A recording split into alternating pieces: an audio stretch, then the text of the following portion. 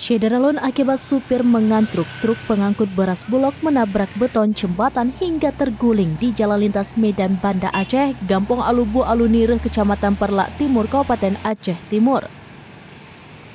Truk tersebut mengalami kecelakaan tunggal saat sahur sekitar pukul 4.15 waktu Indonesia bagian Barat pada Jumat 29 Maret 2024. Informasi diperoleh Serambi News dari warga setempat mendengar suara benturan keras saat sedang sahur. Sementara itu, Kasalantas Polres Aceh Timur, Ibtu Eko Suhendro menerangkan, truk nomor polisi BL 8756 yang dikemudikan oleh Afrizal 30 tahun melaju dari Medan menuju arah Banda Aceh. Setibanya di TKP, tepatnya di jalan lintas, pengemudi truk tronton Hino mengantuk, sehingga truk tersebut melebar ke arah kiri jalan, menabrak beton jembatan dan langsung terbalik di badan jalan. Akibat kejadian itu diperkirakan kerugian mencapai 20 juta rupiah.